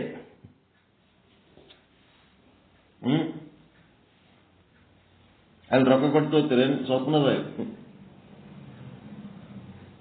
ಸ್ವಪ್ನದಾಗಿನ ಜಾಮೂನ್ ಬರ್ತಾವಲ್ಲ, ಅವಕ್ಕೇನು ರೊಕ್ಕ ಕೊಟ್ಟರೆ ಬರ್ತಾವೆ? ತಾನೇ ಬರ್ತಾವ. ಫ್ರೀ ಬರ್ತಾವ. ಅದಕ್ಕೆ ಸ್ವಪ್ನದ ಜಗತ್ತು ಬಹಳ ದೊಡ್ಡದು. ಜಾಗೃತ ಅವಸ್ಥೆ ಒಳಗೆ ನಿಮ್ಗೆ ಏನ್ ಮಾಡ್ಲಿಕ್ಕಾಗಲ್ಲ. ಅವೆಲ್ಲ ಅತೃಪ್ತಿಗಳು ನೀವು ಸ್ವಪ್ನದಾಗ ಬಗೆಹರಿಸ್ಕೊಂಡ್ಬಿಡ್ತೀರಿ.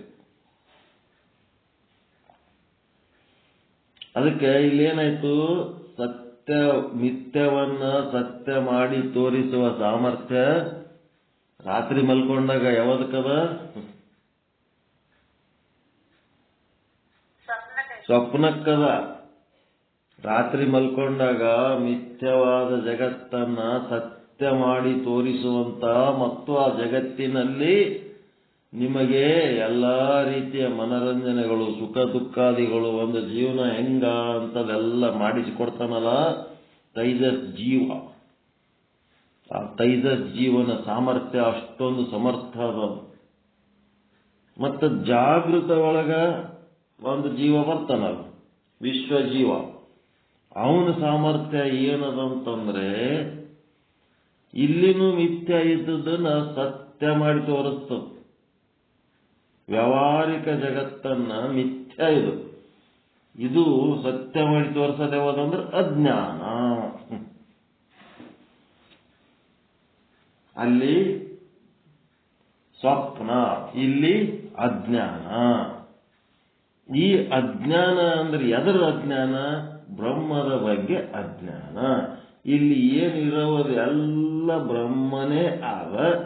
ಆದರೆ ನಮಗೇನು ಕಾಣಿಸ್ತಿರ್ತದ? ಬಂಗಾರ ಕಾಣಂಗಿಲ್ಲ, ನೆಕ್ಲೆಸ್ ಕಾಣಿಸ್ತದ.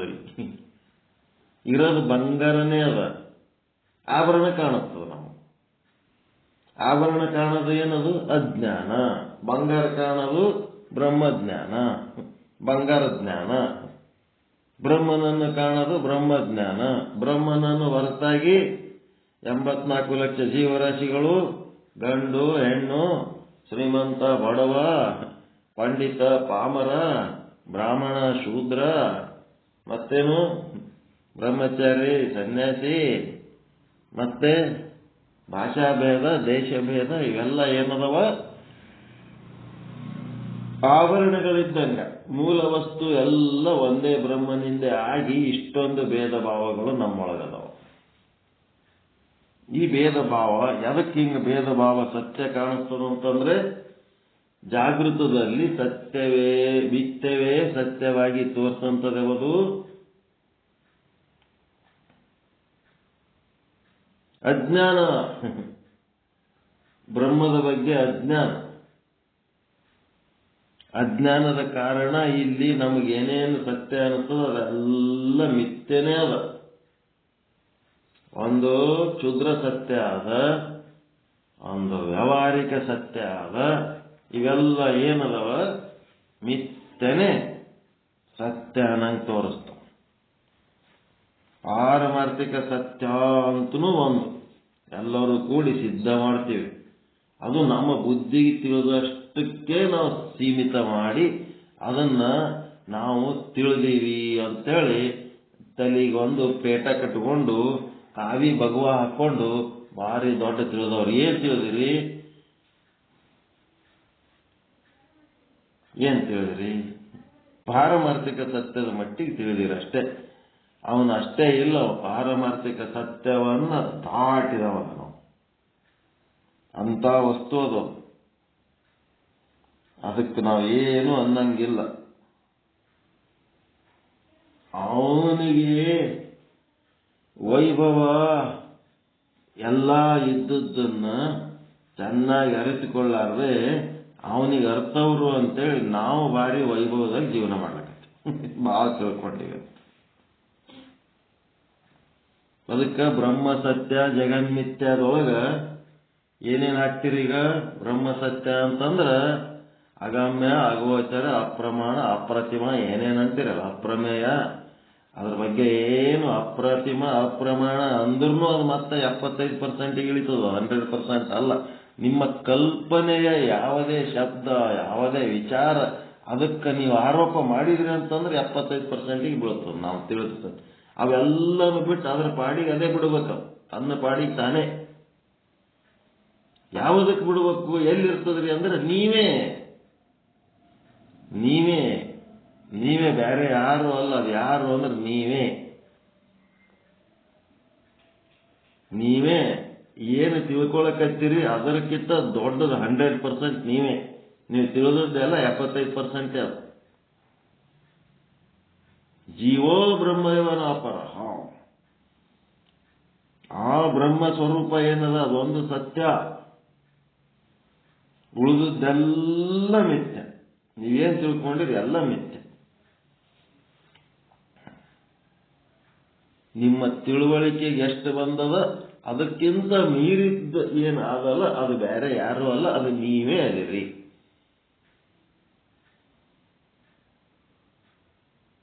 ನಿಮ್ಗೇನು ತಿಳಿದದ 2% ತಿಳಿದಿಲ್ಲ, ಅದು 98% ಅದ. ಇನ್ನೂ ಅದು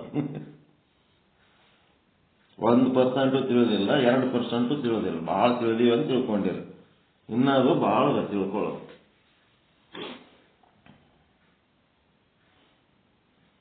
ಅದಕ್ಕೆ ಈಗ ಜಗನ್ಮಿತ್ಯದೊಳಗೆ ಏನೇನು ಹಾಕ್ಲಕತ್ತೀರಿ? ಈಗ ಬ್ರಹ್ಮ ಸತ್ಯ ಅಂತೂ ಗೊತ್ತಾಯ್ತು, ಅದಕ್ಕೇನು ಅನ್ನಂಗಿಲ್ಲ ಆಡಂಗಿಲ್ಲ, ಅದನ್ನು ತಿಳಿದು ಅದು ನಮ್ಮ ಅನುಭವಕ್ಕೆ ತಂದುಕೊಳ್ಳಂಗಿಲ್ಲ, ತಿಳ್ಕೊಳ್ಳಂಗಿಲ್ಲ, ಅದ್ರ ಪಾಡಿಗೆ ಅದಕ್ಕೆ ಬಿಡಬೇಕು. ಸಚ್ಚಿತ್ತಾನಂದ ನಿತ್ಯ ಪರಿಪೂರ್ಣ ಅನ್ನೋ ಶಬ್ದ ಬಳಸಿದ್ರು ಅದು 75%ಗೆ ಬಂದುಬಿಡ್ತವೆ. ಈ ಶಬ್ದ ಆರೋಪ ಯಾವುದಕ್ಕೂ ನಿಲುಕಲಾರ್ದಂಥದ್ದು ಒಂದು ಏನದ, ಅದು ನಮ್ಮ ಸಂಶೋಧನೆಯ ವಸ್ತು ಅಷ್ಟೇ. ಆದಿಕಾಲ ಪ್ರಾಚೀನ ಕಾಲದಿಂದ ಆ ಸಂಶೋಧನೆ ಒಳಗೆ ತೊಡಗಿದವರು ಅಮೃತ ಪುತ್ರರಾಗ್ಯಾರ, ಮೋಕ್ಷ ಹೊಂದ್ಯಾರ.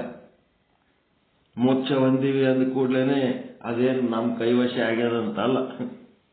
ಆ ಮೋಕ್ಷ ಹೊಂದಿದವ್ರಕ್ಕಿಂತನೂ ಮೀರಿದ್ದು, ಬಂಧನದೊಳಗಿರೋರ್ಗಿಂತನೂ ಮೀರಿದ್ದು. ನಮ್ಮ ಸಾಧನೆ ಮ್ಯಾಕ್ಸಿಮಮ್ ಮೋಕ್ಷ ಮಾಡ್ಕೋಬಹುದಷ್ಟೇ, ಅದು ಇನ್ನೂ ಮೀರಿದ್ದದು. ಅದು ಯಾರು ಅಂದ್ರೆ ಅದು ನಾವೇ. ಚಿದಾಭಾಸನ ಒಂದು ಸಾಧನೆ, ಆಭಾಸನ ಸಾಧನೆ ಏನದ ಪಾರಮಾರ್ಥಿಕ ಸತ್ಯದ ತನಕ ತಗೊಂಡು ಹೋಗ್ತದ. ಆಮೇಲೆ ಕಡೆ ಮುಂದಿಂದು ಅದು ಹೆಂಗಾಗ್ತದ ಅಂತಂದ್ರೆ, ಆ ಲೆವೆಲ್ಲಿಗೆ ಹೋಗಿ ನಿಂತಾಗ, ಪಾರಮಾರ್ಥಿಕ ಸತ್ಯವನ್ನ ಅರಿಯುವ ಲೆವೆಲ್ಲಿಗೆ ಹೋಗಿ ನಿಂತಾಗ, ಆ ಸತ್ಯ ವಸ್ತುವಿನ ಗೇಟಿನಾಗ ನಿಂತಂಗ ನಾವು ಹೋಗಿ, ಆ ಗೇಟಿನ ತನಕ ಆದ್ಮೇಲೆ ಮುಂದೆ ನೀವೇನು ಹೋಗೋದು ಬೇಕಾಗಿಲ್ಲ. ಅವನೇ ಬಂದು ಕರ್ಕೊಂಡು ನಿಮ್ಮನ್ನ ಒಂದು ಮಾಡ್ಕೊತಾನ, ಅವನೇ ಬರ್ತಾನೆ. ಇನ್ನು ಉಳಿದ 25% ಅದು ತಾನೇ ಆಟೋಮೆಟಿಕ್ ಆಗಿಬಿಡ್ತದೆ. ಅದಕ್ಕೆ ನೀವೇನು ಮಾಡೋದು ಬೇಕಾಗಿಲ್ಲ.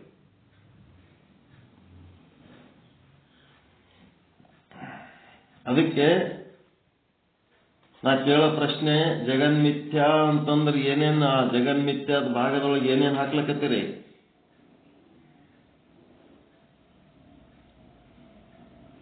ಕ್ಷುದ್ರ ಸತ್ಯ,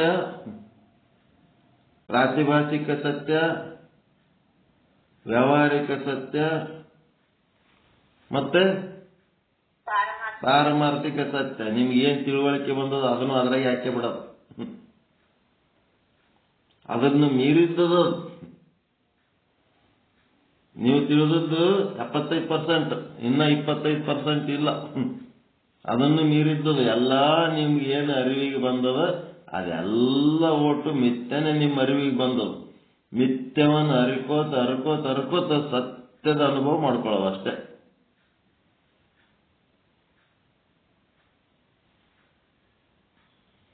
ಇಷ್ಟದ ನೋಡ್ರಿ. ಶುದ್ಧ ಬ್ರಹ್ಮ ಅಂತಂದ್ರ ನಮ್ಮ ಯಾವ ಕಲ್ಪನೆಗಳು ನಿಲ್ಕಂಗಿಲ್ಲ, ನಮ್ಮ ಯಾವ ಶಬ್ದಗಳಿಗೂ ಅವ ಅರ್ಥ ಆಗಂಗಿಲ್ಲ. ನಮ್ಮ ಶಬ್ದಗಳಿಗೆ ಅರ್ಥ ಆಗ್ಯಾನಂತಂದ್ರೆ ಪಾರಮಾರ್ಥಿಕ ಸತ್ಯದ ಮಟ್ಟಿಗೆ ಅಷ್ಟೇ ಅವ, ಅಷ್ಟಕ್ಕೆ ನಿಂತಿಲ್ಲ ಅವ, ಇನ್ನ ದಾಟದ. ಹಿಂಗಾಗಿ ಜಗನ್ಮಿಥ್ಯದೊಳಗ ಈ ಎಲ್ಲ 4 ಸತ್ಯ ಅಲ್ಲವು, ಸತ್ಯಗಳು. ಸತ್ಯ ಅಂತಂದ್ರೆ ಸತ್ಯದಂತೆ ಕಾಣುವ ಮಿಥ್ಯಗಳು. ಸತ್ಯದಂತೆ ಕಾಣುವ ಮಿಥ್ಯಗಳು ಇವೆಲ್ಲವನ್ನು ಅರಿಯುವ 4 ಸತ್ಯಗಳನ್ನು ಅರಿಯುವವನು ಯಾರು? ಅವನೇ ಬ್ರಹ್ಮ.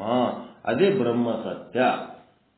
ಜಗನ್ಮಿಥ್ಯ ಅಂದ್ರೆ ಇವು 4 ಸತ್ಯಗಳೇ ಆ ಜಗನ್ಮಿಥ್ಯದೊಳಗೆ ಬರ್ತಾವ. ಒಪ್ಕೋತೀರ? ಇದು ಏನಿನ್ನ ತಕರಾರು? ಏನ್ ಹಿಂಗೆ ವಟ ವಟ ಅನ್ಕೋತ್ ಕುಂದ್ರಮ್ಮ? ಎಷ್ಟು ದೊಡ್ಡವರದಿರಿ ಅಂತೇಳಿ ನಿಮ್ಗೆ ಗೊತ್ತಾಗ್ಲಿಕ್ಕತ್ತದ ಇಲ್ಲ?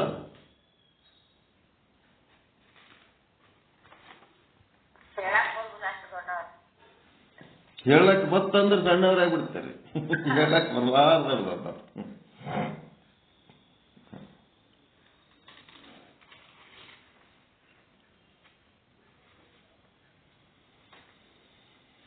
ಅದಕ್ಕೆ ಇಲ್ಲಿ ಒಂದು ಪ್ರಶ್ನೆ ಏನು, ಜಾಗೃತಾವಸ್ಥೆಯಲ್ಲಿ ಮಿಥ್ಯವಾದ ಸಂಸಾರವನ್ನ ಸತ್ಯ ಮಾಡಿ ತೋರಿಸ್ಲಿಕ್ಕತ್ತದಲ್ಲ ಯಾವುದು ಅಜ್ಞಾನ. ಮೂಲ ಅವಿದ್ಯೆ ಸ್ಥೂಲ ಅವಿದ್ಯೆಗಳದವಲ್ಲ ಅಜ್ಞಾನ. ಈ ಒಂದು ಜಾಗೃತಾವಸ್ಥೆಯಲ್ಲಿಯ ಈ ಮಿಥ್ಯವಾದ ಸಂಸಾರವನ್ನು ಸತ್ಯ ಮಾಡಿ ತೋರಿಸುವ ಅಜ್ಞಾನ ನಿವೃತ್ತಿಗೆ ಏನ್ ಮಾಡಬೇಕು? ಬ್ರಹ್ಮಜ್ಞಾನವೇ ಬೇಕು. ಬ್ರಹ್ಮಜ್ಞಾನ ಇಲ್ಲದೆ ಬೇರೆ ನೀವು ಏನು ಮಾಡಿದರೂ ಏನಾಗಲ್ಲ, ಮೋಕ್ಷ ಆಗಲ್ಲ. ಮೋಕ್ಷ ಆಗಬೇಕು, ಜ್ಞಾನದಿಂದ ಬಿಡುಗಡೆ ಅಜ್ಞಾನದಿಂದ ಬಿಡುಗಡೆ ಹೊಂದಬೇಕು ಅಂತಂದ್ರೆ ಬ್ರಹ್ಮಜ್ಞಾನನೇ ಬೇಕು. ಬ್ರಹ್ಮಜ್ಞಾನ ಇಲ್ಲದೆಯೇ ಬಿಡುಗಡೆ ಹೊಂದದೆವುದು ಪ್ರಾತಿಭಾಸಿಕ ಸತ್ಯ. ದೀಪ ಹಚ್ಚಿದ್ರೆ ಸಾಕು, ಇದು ಬೆಳ್ಳಿ ಅಲ್ಲ ಶುಕ್ತಿ ಅಂತ ಗೊತ್ತಾಗ್ಲಕ್ಕ ಒಂದು ದೀಪ ಹಚ್ಚಿದ್ರೆ ಸಾಕು. ಇದು ಹಾವಲ್ಲ ಹಗ್ಗ ಅಂತ ತಿಳ್ಕೊಳಕ್ ಒಂದು ದೀಪ. ಬ್ರಹ್ಮಜ್ಞಾನವಿಲ್ಲದೆಯೇ ಮಿಥ್ಯವಾಗುವುದು ಯಾವುದದು? ಬ್ರಹ್ಮಜ್ಞಾನವಿಲ್ಲದೆ ಮಿಥ್ಯವಾಗೋದು ಪ್ರಾತಿಭಾಷಿಕ ಸತ್ಯ. ಬ್ರಹ್ಮಜ್ಞಾನದಿಂದವೇ ಮಿಥ್ಯವಾಗುವುದು ವ್ಯಾವಹಾರಿಕ ಸತ್ಯ. ಮತ್ತೆ ಅರಿಯುವುದು ಆತ್ಮ, ಅರಿಸಿಕೊಳ್ಳುವುದು ಅನಾತ್ಮ ಎನ್ನುವ ಸೂತ್ರದ ಪ್ರಕಾರ ನೀವು ಪಾರಮಾರ್ಥಿಕ ಸತ್ಯ ಅಂತ ನೀವೇನೇನು ತಿಳ್ಕೊಂಡಿರಿ ಅದೆಲ್ಲನೂ ಅನಾತ್ಮ ಆಗಿ ಅರಿಯುವ ನೀವೇ ಆತ್ಮ ಆಗಿಬಿಡ್ತೀರಿ. ಅದ್ಯಾವ ಸೂತ್ರದ ಪ್ರಕಾರ ಪಾರಮಾರ್ಥಿಕ ಸತ್ಯ ಮಿಥ್ಯೆ ಆಗಿ ಕುಂತದ ಅಂತಂದ್ರೆ ಅರಿಸಿಕೊಳ್ಳುವ ವಸ್ತು ಆಗ್ಯದ. ನಿಮ್ಮ ಲಿಮಿಟ್, ನಿಮ್ಮ ಒಂದು ವ್ಯಾಪ್ತಿಗೆ ತಕ್ಕಂತೆ ನೀವು ತಿಳ್ಕೊಂಡಿರಿ ಅವನ ಬಗ್ಗೆ, ಅದು ಏನಾಗ್ಯದ ಅನಾತ್ಮ ಆಗಿ ಪರಮಾತ್ಮ ಹಿಂಗಿರ್ತಾನ ಅಂತ ನೀವು ತಿಳ್ಕೊಂಡಿರಲ್ಲ, ಅದು ತಿಳ್ಕೊಂಡದಕ್ಕೆ ಅದು ಅನಾತ್ಮ ಆಗಿ ನೀವು ತಿಳ್ಕೊಳ್ಳೋರು ನೀವೇ ಆತ್ಮ ಆಗಿರಿ. ಈ ಸೂತ್ರದ ಪ್ರಕಾರ ಅರಿಯುವ ವಸ್ತು ಆತ್ಮ, ಅರಿಸಿಕೊಳ್ಳುವ ವಸ್ತು ಅನಾತ್ಮ ಅನ್ನೋಂಥ ಸೂತ್ರದ ಪ್ರಕಾರ ಆ ಪಾರಮಾರ್ಥಿಕ ಸತ್ಯ ಏನಾಗ್ಯದ ನಿಮ್ಗೆ ಅರಿವಿಗೆ ಬಂದದಿಲ್ಲ. ಪಾರಮಾರ್ಥಿಕ ಸತ್ಯ ಅರಿವಿಗೆ ಬಂದದ್ದಕ್ಕೆ ಅದೇನಾಗಿಬಿಡ್ತು? ಅನಾತ್ಮ ಆಯ್ತು. ಪಾರಮಾರ್ಥಿಕ ಸತ್ಯ ಅರಿವಿಗೆ ಬಂದದ್ದಕ್ಕೆ ಅನಾತ್ಮ ಆಯ್ತು. ಅರಿಯುವ ನೀವೇನಾದ್ರಿ? ಆತ್ಮ ಆದ್ರಿ. ಹಿಂಗಾಗಿ ನೀವೇ ಬ್ರಹ್ಮ, ಜೀವೋ ಬ್ರಹ್ಮ ಇವ ನಾಪರಃ.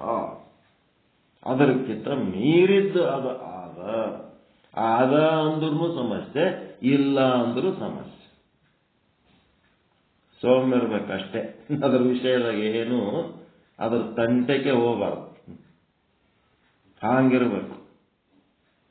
ಸುಮ್ಮನಿರಬೇಕು ಶಿವನಾದ ಮೇಲೆ ಅಂತ ಹಾಡ್ತಿರಲ್ಲ, ಏನು ಅದ್ರ ಪಾಡಿಗೆ ಅದಕ್ಕೆ ಬಿಟ್ಟು ಸೌಮ್ಯರ್ಬೇಕು, ಅದ್ರ ತಂಟೆಗೆ ಹೋಗಬಾರ್ದು. ಹೆಂಗ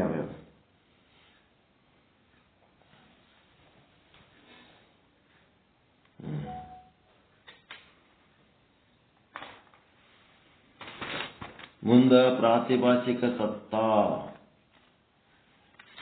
ಈ ವ್ಯಾವಹಾರಿಕ ಸತ್ತಾಕ ಏನಂದ್ರು? ಮೂಲ ಅವಿದ್ಯೆ ಅಂದ್ರು. ತಿಳ್ಕೋರಿ. ಪ್ರಾತಿಭಾಸಿಕ ಸತ್ತಾಕ ಸ್ಥೂಲ ಅವಿದ್ಯೆ ಅಂದ್ರು.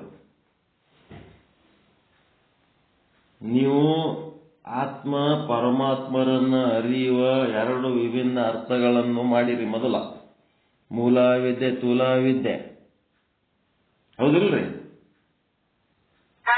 ಈಗ ಮತ್ತೆ ಬೇರೆ ಅರ್ಥದಾಗದವು. ಪ್ರಾತಿಭಾಸಿಕ ಸತ್ಯ ಅನ್ನೋದು ಸ್ಥೂಲ ಅವಿದ್ಯೆ, ವ್ಯಾವಹಾರಿಕ ಸತ್ಯ ಅನ್ನೋದು ಮೂಲ ಅವಿದ್ಯೆ.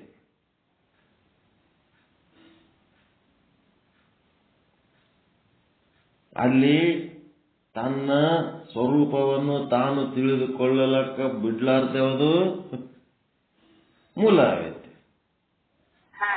ಬ್ರಹ್ಮಾಂಡದೊಳಗೆಲ್ಲ ಬ್ರಹ್ಮನೇ ಅದನ ಅಂತ ತಿಳ್ಕೊಳಕ್ ಬಿಡ್ಲಾರ್ದಂಗಿದ್ದದ್ದು ಸ್ಥೂಲವಿದ್ಯೆ. ಆ ಅರ್ಥ ಒಂದು ಬೇರೆನೆ, ಈ ಅರ್ಥ ಒಂದು ಬೇರೆನೆ. ವ್ಯಾವಹಾರಿಕ ಸತ್ತ ಅಲ್ಲೇನದ, ಈ ಜಗತ್ತಿನೊಳಗಿರುವಂತ ಮಿಥ್ಯವಾದ ಸಂಪತ್ತು ಸಂಬಂಧಗಳನ್ನೆಲ್ಲ ಸತ್ಯ ಮಾಡಿ ತೋರಿಸುವಂಥದ್ದು ಮೂಲವಿದ್ಯೆ.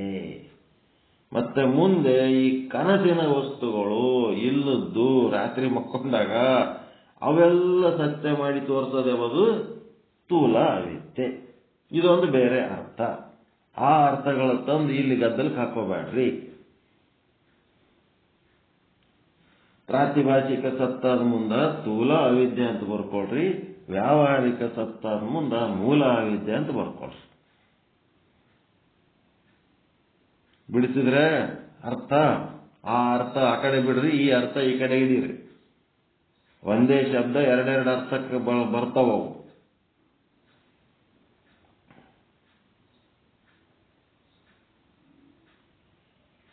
ಸರಿನಾ?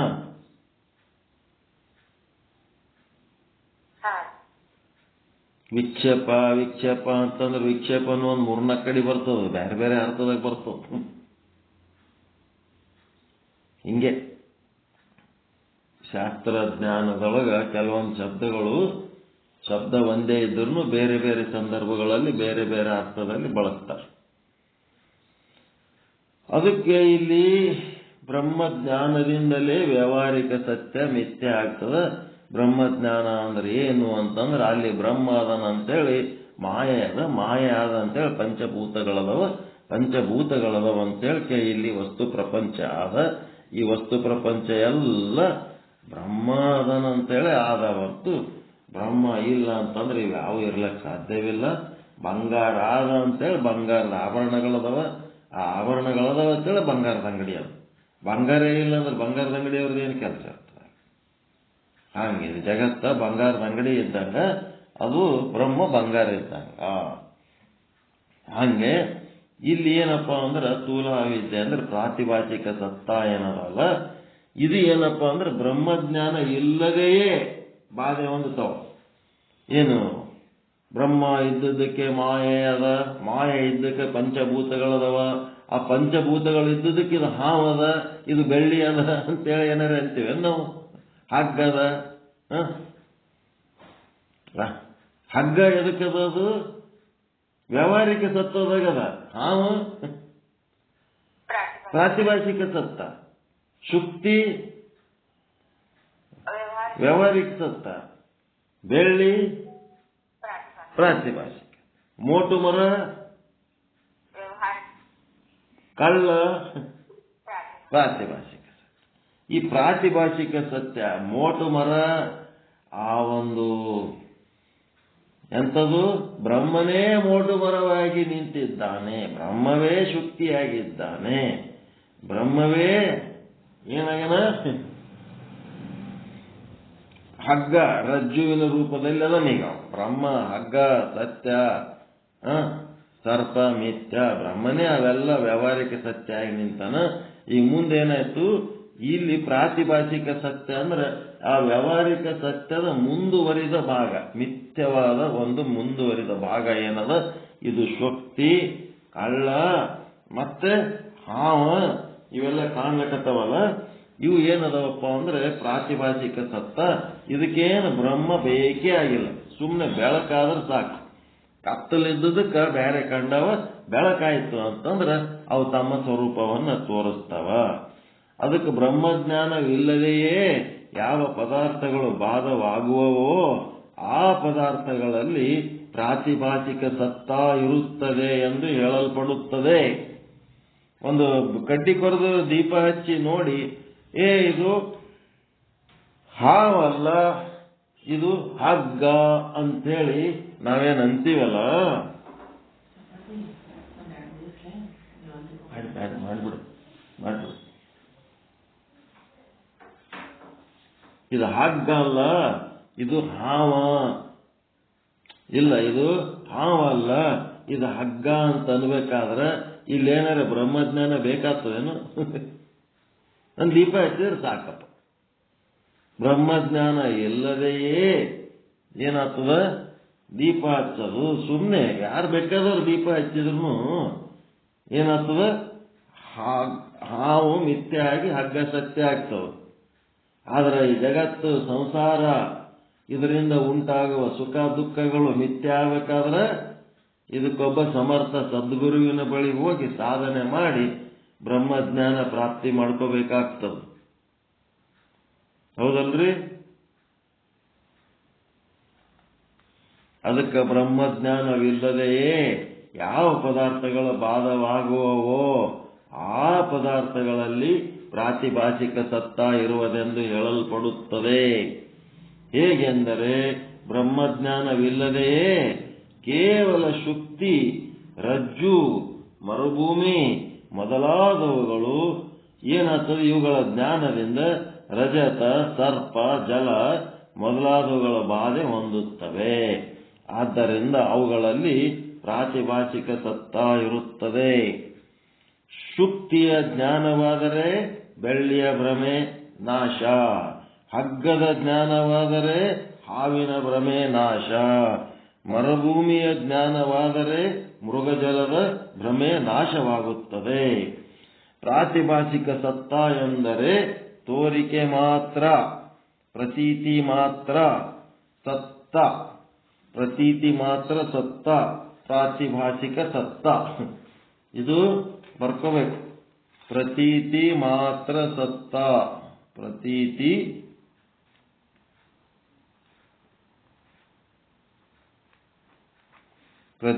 ಮಾತ್ರ ಸತ್ತ, ಪ್ರಾತಿಭಾಸಿಕ ಸತ್ತ.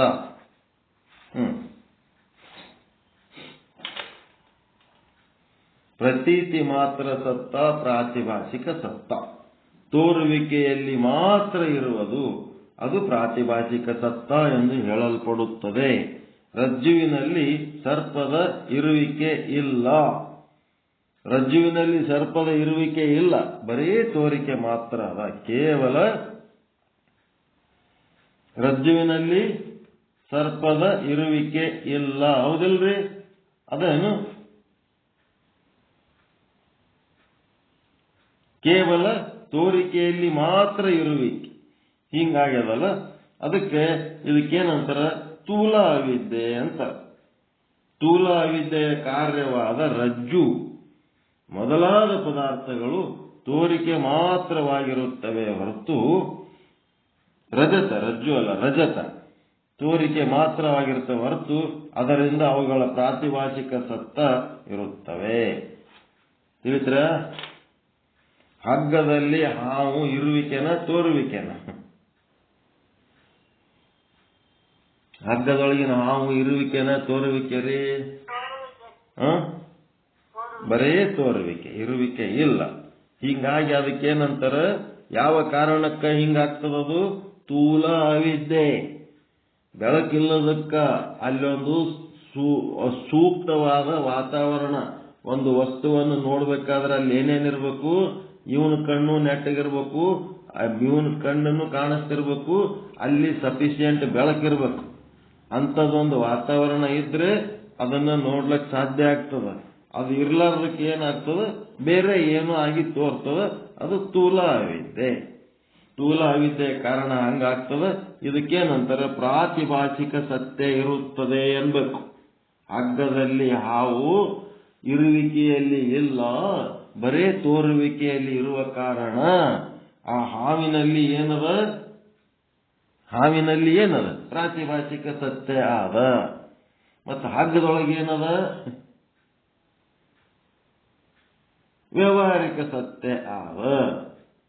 ಮತ್ತ ಹಗ್ಗದ ಹಿಂದ ಪಂಚಭೂತಗಳು, ಮಾಯೆ ಎಲ್ಲ ದಾಟಿ ಒಂದೇನದ? ಬ್ರಹ್ಮ ಏನದಲ್ಲ, ಆ ಬ್ರಹ್ಮ ಪಾರಮಾರ್ಥಿಕ ಸತ್ಯ ಆದ.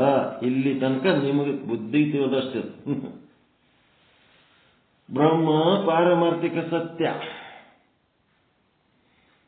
ಬ್ರಹ್ಮ. ಹಗ್ಗ ವ್ಯಾವಹಾರಿಕ ಸತ್ಯ.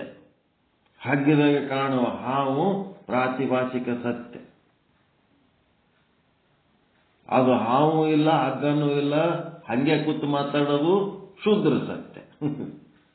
ಹಂಗೆ ತಮ್ಮಷ್ಟಕ್ಕೆ ತಾವೇ ಏನಾದ್ರು ತಿಳ್ಕೊಂಡು ಮಾತಾಡೋದು ಶುದ್ಧರ ಸತ್ಯ. ಹಿಂಗಾಗಿ ಇದೇನಾಯ್ತು, ಪ್ರಾತಿಭಾಷಿಕ ಸತ್ತ ಅನ್ನೋದು ತಿಳಿತಾ. ಬ್ರಹ್ಮಜ್ಞಾನವಿಲ್ಲದೆಯೇ ಏನಾಗ್ತದ, ಬಾಧೆ ಹೊಂದುವ ವಸ್ತು ಪ್ರಾತಿಭಾಷಿಕ ಸತ್ತ ಅಂತ ಇಷ್ಟು ತಿಳ್ಕೊಳ್ಳೋದು. ಏನ್ ಡೌಟ್ ಅದನ್ರಿ ಇದ್ರಾಗ? ಎಲ್ಲ ಗೊತ್ತಿದ್ದದ್ದೇ ಅದು, ಏನ್ ದೊಡ್ಡ ವಿಷಯ ಅದೇ, ಏನೇನು ಇಲ್ಲ. ಹೇಳ್ಬೇಕಾಗ್ಯದ ಹೇಳ್ಬೇಕಷ್ಟೆ.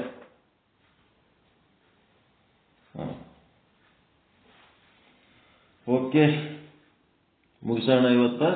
ನಾಳೆಗೆ ಪಾರಮಾರ್ಥಿಕ ಸತ್ತ. ಪ್ರಾತಿಭಾಷಿಕ ಸತ್ತದ್ದು ಪೀಠಿಕೆ, ವ್ಯಾವಹಾರಿಕ ಸತ್ತದ್ದು ಮುಗಿತು. ಇವತ್ತ ನಾಳೆಗೆ ಪ್ರಾತಿಭಾಷಿಕ ಸತ್ತ ಇನ್ನೊಂದು ಸಾರಿ ಹೇಳಿ ಆಮೇಲೆ ಪಾರಮಾರ್ಥಿಕ ಸತ್ತಕ್ಕೆ ಹೋಗ್ಬಿಡೋಣ. ಚಲೋ ಅದನ್ರಿ ಪಾಠ? ಏನನ್ನಿಸ್ತದ? ನಮ್ ಹೊಸ ಅರ್ಥ.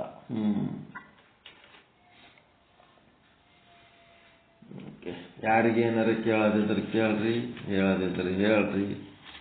ಏನೂ ಇಲ್ಲ ಅಂದ್ರೆ ಮಂಗಳಾರತಿ ಮಾಡಿಬಿಡ.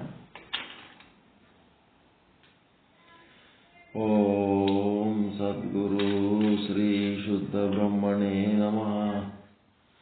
ಪರಮಾನಂದ ಪ್ರಾಪ್ತಿ ಭವ, ಸರ್ವ ದುಃಖ ನಿವೃತ್ತಿ ಭವ, ಇಷ್ಟಾರ್ಥ ಸಿದ್ಧಿರಸ್ತು, ಯಶಸ್ವಿ ಭವ, ಯಶಸ್ವಿ ಭವ.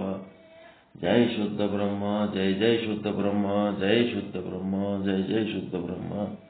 ಓಂ ಶಾಂತಿ ಶಾಂತಿ ಶಾಂತಿ. ಎಲ್ಲರಿಗೂ ಶರಣು ಶರಣಾರ್ಥಿ, ಎಲ್ಲರಿಗೂ ಶರಣು ಶರಣಾರ್ಥಿ. ಓಂ ಸದ್ಗುರು ಸಮರ್ಥ.